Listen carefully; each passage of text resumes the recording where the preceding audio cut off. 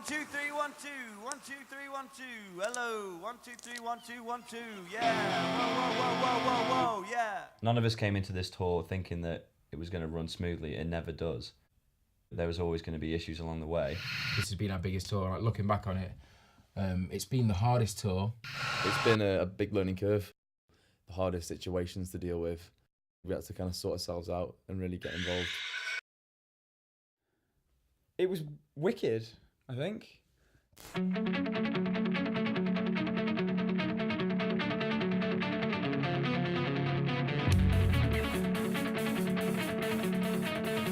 place we got the van from got there in this horrible van that we are used to. We swapped the vans. It's this glowing silver beast of a machine. Incredible van, incredible gesture by the guys at Red Bull. So stoked that they did that for us. Really made this tour special. Shit. Wait. I would wait. Don't get out. Wait. Don't get out until they tell you to get out. Do you want me to come out? Do not. First day of tour. Obviously, does it? I think I might have just lost my driving licence. They said that they could seize the van, but they aren't going to. I told the officer it only seemed like I was doing 70. He said I'd been following you for 3 miles. Your average speed was 94. I think this is my last 3 points that I'm allowed. I haven't got a licence, haven't had a licence since November. What? I don't know. Johnny can't drive now, so all we've got left is Hawks. We'd recorded our first album, Vagrants and Vagabonds, in 48 hours at Red Bull Studios, London. Now we were taking it to the next level, doing a 17-date tour around Britain, opening for Mayday Parade, playing all of our new songs and just hoping to win over some hearts. We weren't nervous, we were just ready.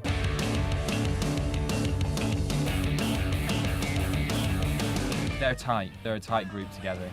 They're all best friends. They're a band that have worked a lot harder than most other bands out there. I've been with them for about 2 years now, and it's just been such a huge growth, really coming to their own sound. After the first show, everything's smooth sailing. One show down, it's smooth from that point on, hopefully. That's the way it's supposed to be anyway. When we first came off, we weren't used to rocking out every day. I was knackered after the first date. Like, first date's always the hardest one.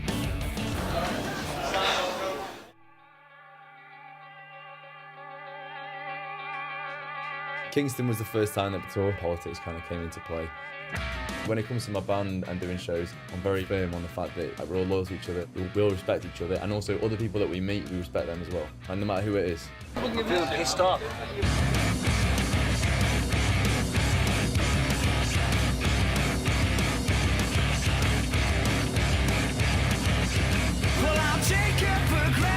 As a small band, it must be so hard, like in this industry. The sport band doesn't even get the fucking right to park anywhere, the right to load out in time. All they want to do is play gigs. That's all they care about, and they always put on a great performance. But then, you know, things can get them down with people. We went over tonight by 6 minutes, and this guy's just giving Jim shit. We hadn't been told how long our set was. We just assumed, because the rest of the dates had been half an hour. It can seem sometimes like bullying. It's just the way the industry works. It's a struggle sometimes, but all worth it.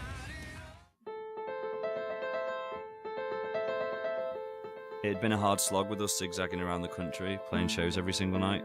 And touring can have its wear and tear on the body and the mind.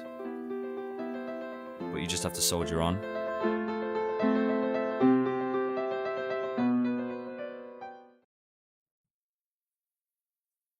We'd been cancelled. We were the lowest down on the bill. 3 of the bands got cancelled, and we were one of the 3 bands that got cancelled. One of the venues is like a church. Apparently, like, when the winds get up to 25 miles an hour, the church isn't safe. All the bands on that bill got moved to where we were going to play tonight. They were moved to our venue, we were booted off. Letting down the fans.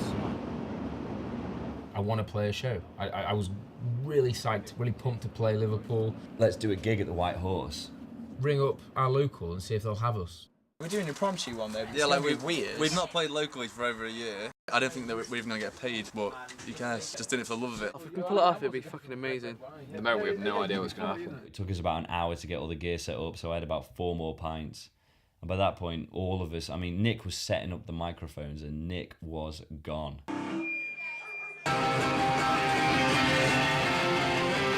But it was amazing.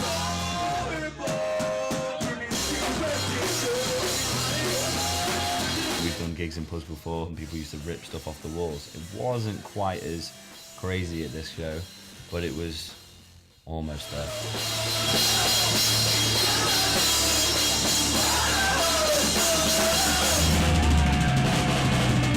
It was quite a surreal night, but it only takes something small and humble to make up for everything. You know, maybe the rooms will get bigger, maybe there'll be more people trying to get our attention, and maybe more people paying attention. Blitz Kids, biggest fan. I can't really categorise them. When I tell my friends about them, what are they like, and I can't really put them into a bracket. The more you go and see them, there's more people going. Their fan base is growing. Blitz Kids as a genre is so hard to describe because you can name off tons of bands that they're like, but there's never one that you can really pin down. The show is amazing, like they're all so energetic. Yeah, I fell in love with them since the first time I saw them, so they just brought me here tonight. I've been a fan of Blitz Kids for 1 year and 2 weeks today. I think it's just the whole attitude, free spirit. They're very easy on the eye. More girls are more interested in them. The new material from Vagrants and Vagabonds, I think it's shown a real evolution in the band's sound. It's great to see a band like this on a bill that's otherwise an all-American bill. I love their set. The second to last song that they play, the I Can Fix Everything, but whatever, that's my favourite song that they play. We're the first band on every night, so we don't expect people to go mental for us. We just like, as long as they listen, like that's what it's all about. When I interviewed them for Rock Sound, they said to me, a lot of people ask them, how can you record an album in 48 hours? How can you record an album in 2 days? And they're like, well, we just write songs that we can play, you know, there's no studio trickery, it's just good, honest, ballsy rock music. I mean, we class this as a family, like, honestly, because we've always felt like the outcasts, we've always felt like the outsiders. So anybody that gets our music the way that we do is like family to us. We are one man down, yeah, Bill is not well, he can't make it today. When we got here, we kind of all felt a bit strange, like not having him here. Man, we're Blitz Kids, man, we just get on with it, man. It's our job, you know. Manchester meant a lot to us. Since I was younger, I've wanted to play there. I mean, for the first time, it was like kind of the only place that I've kind of like been on the verge of like actually having a, you know, like on the verge of tears. Personally, I took it particularly bad, the fact that Bill wasn't there. I mean, I formed a band with him. So for him not to be there, it didn't feel the way it should have felt, you know. If it goes shit and he's still not well tomorrow, we're probably still going to try because it's Coco and we're all really looking forward to it. Manchester was the first show without Billy, which was sort of a hollow victory, if you will. We always wanted to sort of play this stage, and now it's just sort of almost snatched away from us. The best place for me to be in my life is always behind my drum kit, you know, like no matter what's happening, if I'm behind that kit, I feel better.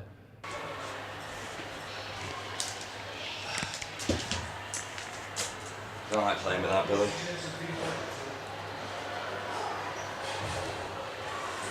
Doesn't feel right.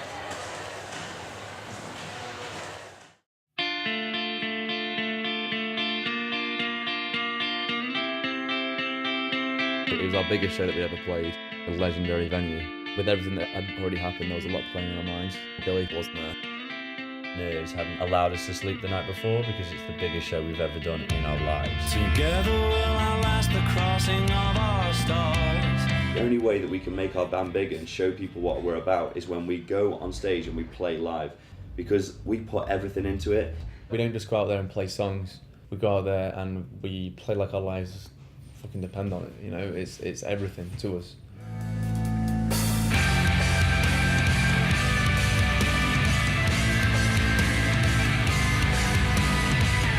But me, like, we had all the fucking room bells up and down.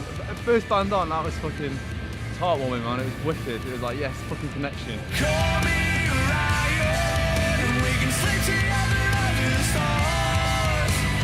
Every single person in there was fucking going sick, and it was incredible. Yeah, man, against all odds, like one member down, we did really fucking well, I think. I can fix everything if we could be broken together. So why are we waiting? And after You know, I didn't know whether anyone would be fussed about the support band, but that's like one of the best receptions we've ever had. It's literally music, band, always. It's the same with all of us. It's like, we've got nothing else. Everyone's just sacrificed everything for it, so basically it's just, all of it's just a band. Like, our whole lives just revolve around it. But at the end of the day, we're all screwed if we don't do this, and we all love it too much. And we've seen the other side now. We've seen what we can achieve, so it's just like gain fans and gain respect. That's what it's about. It's about getting respect off everyone. And for so many years, we've always been the underdog, always been like, oh, who the fuck are these guys? You're not sound checking, you know what I mean? Just get respect. Tour's over. It blows big time because, you know, we always joke about post-tour blues. Everybody gets them. As soon as you come back off the road, you get home, you realise that you don't want to be where you are. You know, it's not like coming home and being like, oh yeah, I mean, yeah, sure, for the first day, for the first 24 hours. I'm just looking forward now and going, you know, when's the next tour? When can we get back out there? When can we do something else? We've always played as a 5-piece. We still have to push forward, even though that guy's not there. Go out there and do him proud, do people that like us proud. And we've converted a lot of people on this tour. I'll give it absolutely everything that we've got, and then we just hope that people understand it and connect with it. We obviously love the album. It's very like real and honest and straight up. I just hope people listen to it with an open mind. On this tour, you know, we've all grown a lot tighter. We're all much more close with Blitz Kids Never Die and stuff. It's for myself, it's for the guys, it's for anyone that we know, it's for anyone that listens to our music. It's like, no matter what happens, no matter what's thrown at us, we'll always get through it. And we never give up, you know, like that's the whole thing.